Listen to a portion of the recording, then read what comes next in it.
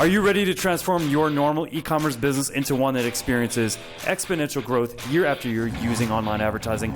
If so, this show is for you. Me and my guests will show you how you too can grow your e-commerce business to 7 or even 8 figures so you can go on more luxurious vacations, spoil yourself and your family, say yes to more opportunities, and become financially free so you never have to worry about money again. Welcome to the E-commerce Performance Marketing Show. Hey, how's it going, guys? Josh Marsden here, host of the E-commerce Performance Marketing Show. And in this episode, you're going to discover strategies to build trust with your content. And I have one of the best in the business right here in front of you, Austin IULIANO. What's up? Thank you for having me, Josh. I'm super excited. Yeah, I'm super excited, man. I know it's been a bit, and we've known each other for quite some time. And we've both been on journeys, in the entrepreneur path. And, it's great to always connect with you. So I really appreciate you being on the show. I'm always happy to jump on and help. And you're one of the best in the business. So of course I'm going to. Thanks, man. I appreciate it. Well, tell the audience about you, this way they can learn about who you are and what you do and how you got started. Sure. So the very short version is I went from homeless, sleeping out of my car with 43 cents to my name to being one of the fastest growing live streaming influencers, growing my brand to live streaming to over 1 million followers. It's an extended network of 1 million followers, growing a consulting business and going up on stage and speaking. And I've worked with some of the top brands in the world like Periscope, Meerkat, Catch, Cellular One, bunch of the Fortune 100s. It's been a crazy journey, but it all started with social media and really content marketing in a new and different way, which I'm hoping to share some of these tactics and secrets with your audience, and they can use it in their e-commerce business because It's consistent across all sort of niches and mediums. Totally. Yeah, absolutely. Marketing is marketing. 43 cents. When was that? Man, 4 or 5 years ago. Wow. Time is flying. The longer story was about, I would say around 10 years ago, I got into marketing. I met my girlfriend and she was selling graphic design services. I ended up selling her services on our third date to somebody who randomly wanted to date her too. And she was like, "You just sold my services. You want to keep doing that?" I'm like, "Do you want to keep going out on the date with me?" And then that transitioned into people going from buying her graphic design services to asking about marketing. And being in a small little town, I was like, "You're spending $1,000 on this print ad. Watch what we can do with Facebook advertising." And this was even 10 years ago when we can't do the crazy stuff we can do now. And look at the ROI you get. And so I started the business. It did really well, but being 20 something and really stupid, I made bad business decisions and it all crumbled in a small little town. Instead of moving back home and being like, "Yes, let me, live with my mother and do this again," I was like, what is the craziest thing? Packing up what a little stuff I had, drove down to New York City, and I was like, let's see if we can make it here. So I slept out of my car with my girlfriend, and it was really hard, but managed to make it through. Hey, you know what? That's just really cool because you put your own back against the wall and, you didn't take the easy way out. You could have gone back home, right? Instead, you were like, "You know what? I'm not going to do that. I'm going to go ahead and just grit through this. I'm going to sleep in my car. I'm going to go to New York City where it's the most competitive environment and I'm going to make it work." And now look at you. Yes. So I learned a lot and I'd love to jump into it and start sharing. Is there any place in particular you want to start? No, you know what? Let's go ahead, man. I'm highlighting you because I know that you know your stuff when it comes to content and building trust. So, feel free to dive in, because I know the audience is going to love this episode. Cool. Okay, since we're focusing on e-commerce businesses, I know you got the advertising systems down. You are the man when it comes to setting those things up. So if we want to talk about building trust with an audience, what I want to take it back to is what I learned literally being homeless and starting this whole new area. when I started, there was this big thing that happened, which was called live streaming. And I was like, okay, I'm homeless. I'm not an expert. I'm a complete and utter failure. What can I do with this new mechanism? I was like, okay, let me jump 2 feet in. And what I found was being honest and transparent, sharing your story allowed me to actually start building trust with people because I wasn't trying to be something I'm not. And what we can learn from this sort of concept is, as a brand, as these e-commerce businesses, what you're thinking about in all the time is like, how do I increase my revenue? How do I make more sales? And really, to build trust, you actually have to shift your mindset a little bit. And instead of going, how do I make more sales with this piece of content I'm making out? How does it go to the ROI? What we have to look at is, how do we generate a real conversation? How do we create awareness for this idea? And what I did when I was live streaming is I wasn't worried about how do I make sales? How do I get out of this situation? Even though like literally that's in the back of my mind the entire time.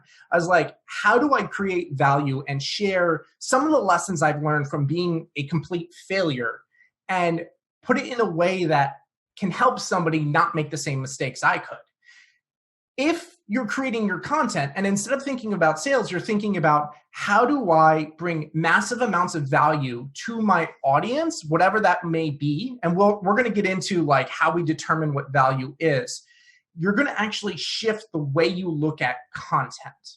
And I have this working theory that I use for what value is, because we all talk about creating value. We're marketers, and that's like a cliche.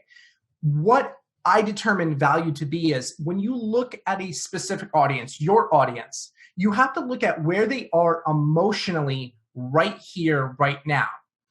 And wherever that is, that's kind of their worldview. And then you want them to make that purchase. Well, they need to shift emotionally to this new place, and it has a new worldview. That space in between is called the gap. The gap is where you get to make that magic and actually create value. Because if you understand where they are emotionally, if you understand how they think and they feel and they act, then you can create content that plays with those ideas and like gets people excited and brings awareness to what you're doing and talk about the problem that they are currently having that they don't even realize they're having. And that's how you create content that has value. Now, how you make content that has value that also goes viral comes down kind of to a science. There are like 4 categories where you're going to see viral content. It's entertainment, aspirational, trend jacking, or evergreen. Entertainment is anything that grabs your attention and holds it through the entire way. That's where like all our storytellers come in, and they are really great at creating this narrative. The trend jacking is anything that's happening right here, right now, has a lot of interest, a lot of search. Like in the e-commerce business, somebody tweets something ridiculous and you make a t-shirt selling it to those people who are talking about it. It's just instantaneous fire. Yep. If you can make that sort of content that kind of captures that trend, you can have huge spikes in sales really quickly, but it doesn't last. And I know you're nodding along like, yep, I know exactly what you're talking about. Yeah, well, it's funny. So over like a week ago, I think it was, I randomly just had an idea. And this is super unfortunate because he was one of my favorite basketball players, but Kobe passed away, as everybody knows. And from a business perspective, though, it was a good opportunity for someone, and I'm sure this is already happening, but selling Kobe-inspired T-shirts with quotes from Kobe. Yep. It was an idea I just spit out basically to someone in my someone close to me, and but I was like, nope, shiny object syndrome, can't focus on it right now. But but you're right, there's trends like that, and some people, some entrepreneurs, like they look for those and they act on those and they make a ton of money, and then they're like not in business maybe, until the next trend they spot, and then they do the same thing. Right. And it's a perfectly viable business model to be a part of. A good friend of mine actually did the marketing for the fidget spinners, and they blew those things up. And I know to this day, there are fidget spinners sitting on like the shelves of these stores that they cannot get rid of the things, but they got into them too late. And it's just understanding how these trends play. And it's all, like, the best equation I can give is like the stock market. Like, if you watch the stock market, you know when something's going to rise and when something's going to drop based off of like your expertise. Understanding what trends are rising is a little bit different, like difficult. You have to be tapped in. And if you're interested in that space, I highly recommend you pay attention to what's happening on Reddit as a social media. It is massively powerful. But totally. Like, I said entertainment, I said trend jacking, evergreen content. We know what this is as marketers, these how-to videos. I'm losing my train of thought. What was the fourth one I said? Aspirational. Those are so much fun to make because it's like understanding that worldview of where people want to go and really playing with that narrative of what desires they have and taking that and bringing it to a higher level. You're going to notice this, like watch 2020, watch the viral videos that hit. All viral videos are going to be at least 2 of those categories, 2 of them. If you can hit 2 of them, you're pretty much going viral. 3, maybe.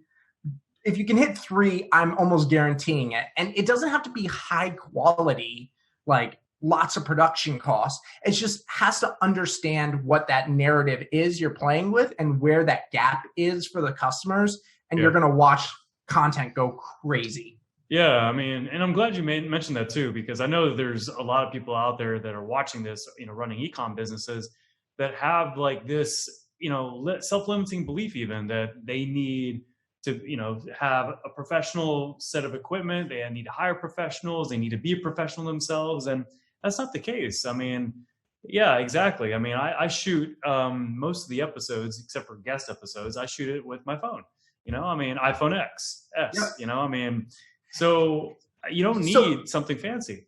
For all you e-commerce business owners out there who want to understand how to make content better and like understand how to really start tapping into the power of content, there is like one platform you need to be focusing on for understanding and learning: TikTok. TikTok is extremely powerful for short form video content. There are some amazing people out there doing some amazing work in that space.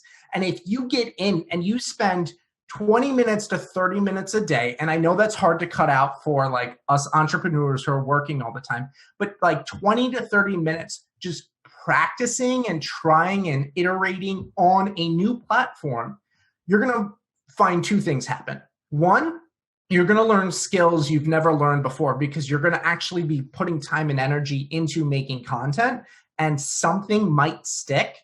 And that's the second part. 2, something might stick and you're going to see massive runway. Your content's going to go viral, blow up, and get 700,000 likes on TikTok. And you're like, what the heck do I do? You're going to see a huge uptick in the sales you are making or the search results you're getting.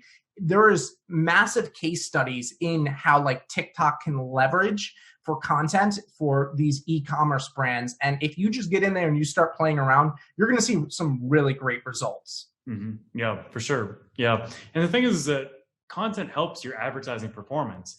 Oh, yeah. It's a big part of our strategy and our process. It's the top of the funnel strategy, basically, is just using content to, get the awareness, acquire the click as cheaply as possible, and also to start building trust, start building a relationship. And, a lot of e-commerce businesses and advertisers are still a little resistant to using that much content in that capacity. Like, they don't mind using content to drive a sale, but using content just to deliver pure value is still a sticking point for a lot of people because they are direct response, minded, and they want to see like a direct result from their ads and their efforts. And I get it. But the trend right now with Facebook is to use content at the top of your funnel. So this way you can keep people engaged on Facebook. You can show relevant content and you can move them down the funnel after they show interest. Facebook wants you to do it that way, not the old way. And, it's something I've been preaching quite a bit, as you can tell by the passion behind my words right now. But, and how you basically kind of blend it into your ad stack and your ad performance is you don't necessarily judge it by its a direct result, lead, sale. You really look at your content mixed with all your ads in your ad account, and you see, is your ad spend of your entire ad account generating ROI? Yep. And you will always see, if you have really good, valuable content you're putting out, you will always see your ad account generate a higher ROI by adding content to the mix. Absolutely. And this goes back to my first point about shifting your mindset. When you are working on content in that awareness stage, you need to not think about how do I make that conversion. You need to think about that gap.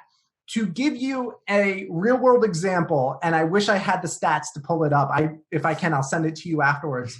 A client of mine just started advertising on YouTube, and it was just a video, a really well done video that was only value, like a normal YouTube video this person has. And the ad itself has a 50% retention rate. It is insane. Well, it's like 47.2% or something like that. But it's like a 5-minute video, and they're watching 3+ minutes of this ad. And they were talking about it, and they're like, is this good or bad? I'm like, this is insanely good, because the retargeting you can do. Because when you retarget them and they've already watched 50% and you retarget them again, you could probably have a high conversion. But better than that, retarget them with another video of this quality and just stack in the awareness. I cannot believe how many people are losing out on the ROI of just the awareness stage. Getting people to consistently consume your content. How many of us want people to consume all our content? We can do a whole ad stack of just consume more of my content and never ask for that sale. And they are going to come in naturally, because they're like, holy crap, I've watched every single one of your episodes, Josh. It's insanely valuable every single time. Action-packed. How do I work with you? Yeah. And you're not even asking for the sale. You're getting 2-3 cents per view, and you're just doing it over and over and over and over again. It's insane. Stop looking at the ROI in the short term and start building out long term with your content game. Every piece of content can literally feed into the next. Right. Well, yeah, you have to have a brand game in your business, is what we're getting at. And content is a brand game. It's building that brand in the eyes of the audience you're trying to attract to your business to buy your products. So what about, what have you seen results wise, specifics is really what I'm getting at here. What are some specific results you've seen with video content you've been a part of on some level, whether it's consulting or you've done it yourself? Sure. What has been some results from that you'd like to share with the audience? Oh, there's a ton. The coolest result I saw was when I was in New York City. I worked with a startup called Catch. And the concept behind it was, when live streaming first happened, there was no ability to save your live streams. So they were a startup that created this thing where you used a certain hashtag and it saved your live streams to a YouTube channel that they had or something along those lines. It basically auto saved it. And I learned a couple of really powerful things. The first thing is, if you want people to use your product or service, you have to educate on how it's done. But more than that, you also need to remove the friction between the awareness stage to actual user acquisition. They kind of lucked out, and their user acquisition was use this hashtag. It wasn't sign up to this thing. It's you use this hashtag, it automatically did it. And then it just so happens, it's hey, we saved your thing, go here, sign up, and you can have access to it. So their user acquisition was really great.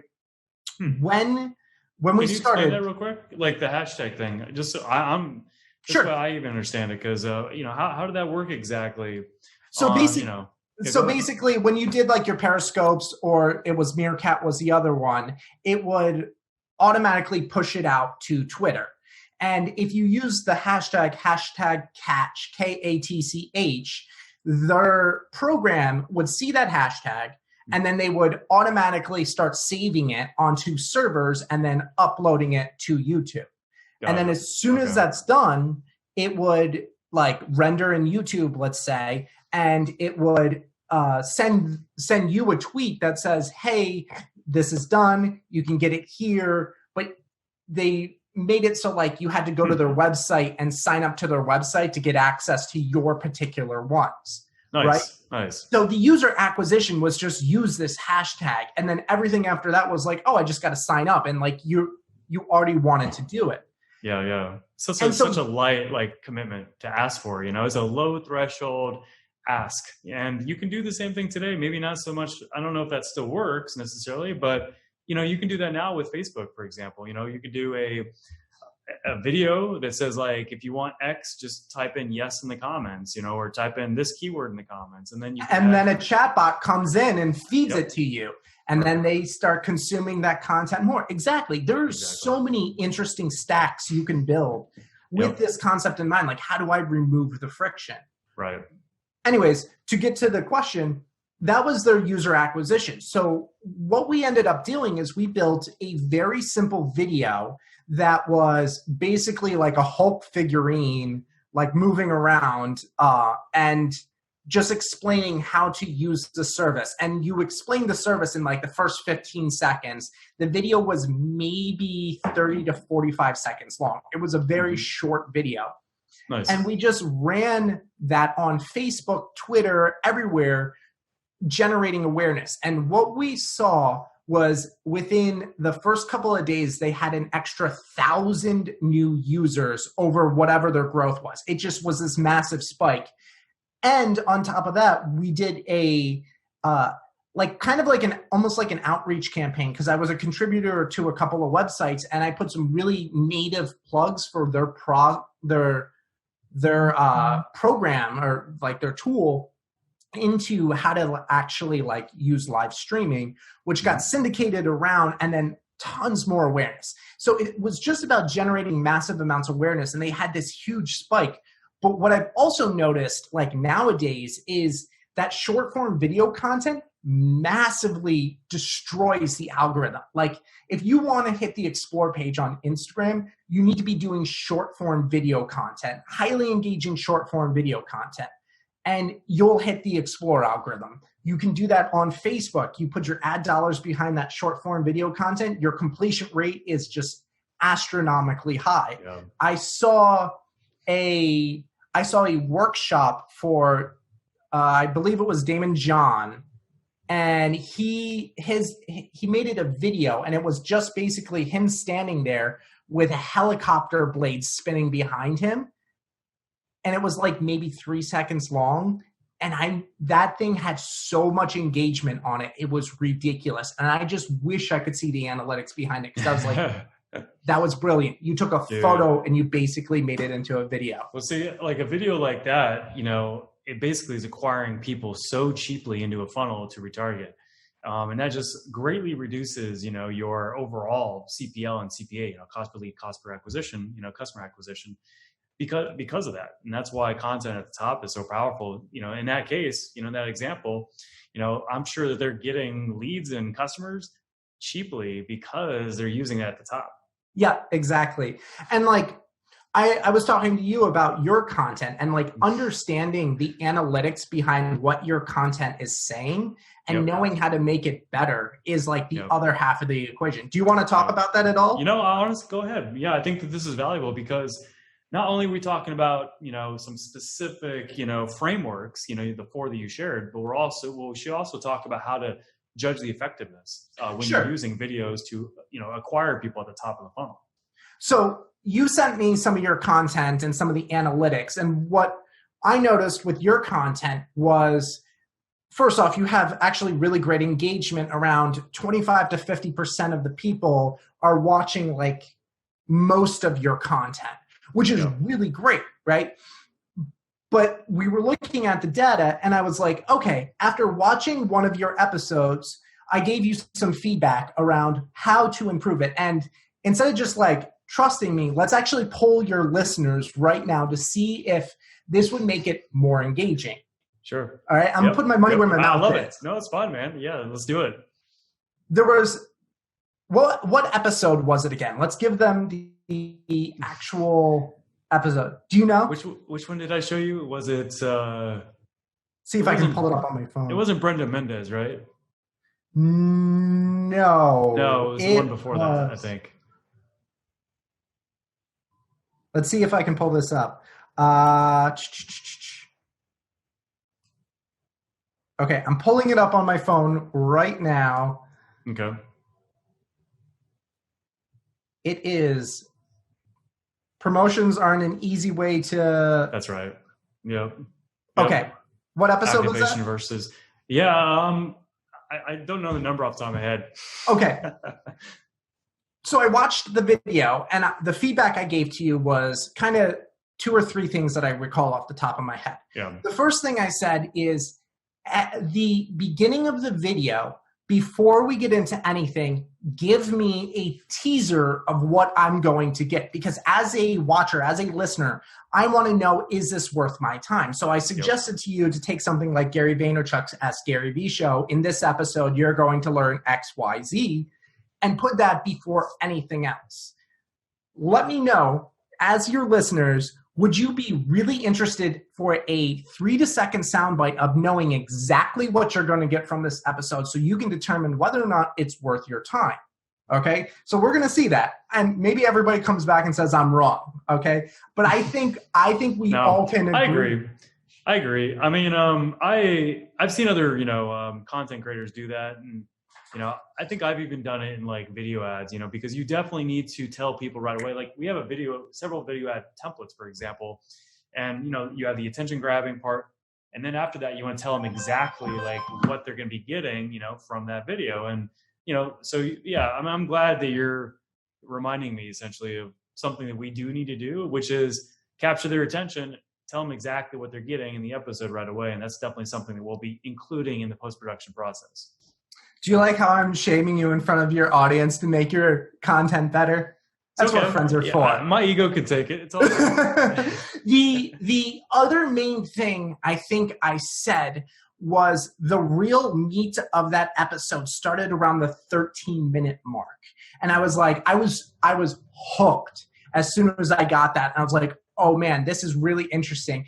But I realized that my brain was like, oh, I would have checked out a couple of times beforehand. So I said to you, like, okay, here's what I would do for your staff. I would shoot this the way you did, but then I would send it to a very cheap video editor to start cutting this up into smaller bite-sized pieces and start feeding it to me. And you could do this with the Facebook advertising stack we talked about, because I'd love to start with like getting just a nugget, just value, not asking me from anything, just like, here's the first piece of value, here's the second piece of value, here's the third piece of value. And I'm not even having to opt into anything. It's coming across my content feed, and it looks no different than what you would normally see in Facebook or Instagram as like a normal post. It's just native integration. Then I'm going to be consuming your content, and then all of a sudden I'm going to realize, oh wait, this is an ad. Oh, wait, I've gotten so much value from Josh. And then Josh, you happen to be like, yo, come on to my email list, or, hey, hire me in to help you with your e-commerce stack.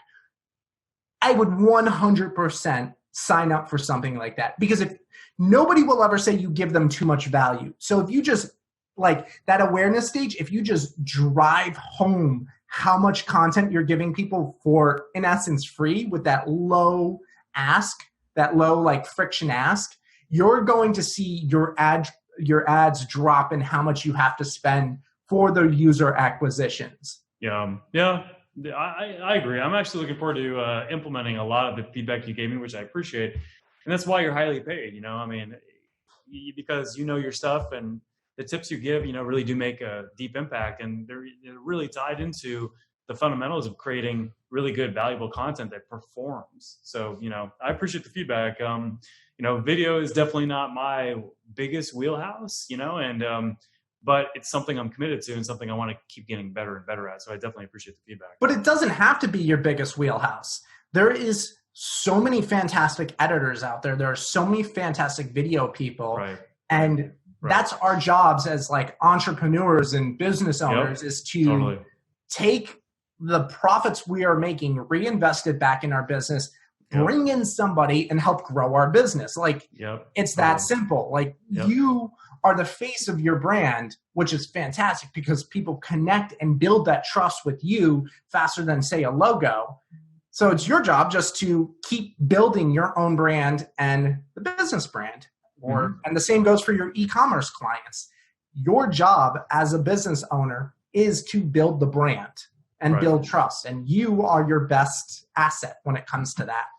Yep. That's a nugget right there for sure. And if you're not front and center, then you should be, because people buy from people, they don't buy from brands. And you need to get yourself out there. I'm talking to the audience here. If you're not creating content, because people will buy from your brand if they see more of you. Yep. And if you have no idea how to do that, get in contact with me. I'm happy to help you. Yeah, this guy. All right. Well, I want to be respectful of your time. So we just have a bonus round, and then I want the audience to know how they can reach out to you, how they can follow you, how they can hire you. Sounds great. Because I'm sure a lot of people need your help right now. So bonus round. So very simple bonus round. Basically, I'm going to ask you 4 questions. Okay. You have to answer each of them with one word. Okay. What caused your biggest e-com success to date? Catch. Okay. Nice. What advice do you have for other e-com business owners? Experiment. Okay. Awesome. I love it. How would you describe yourself? Ostentatious. AUSTIN. That's an awesome one. And what do you see in your future?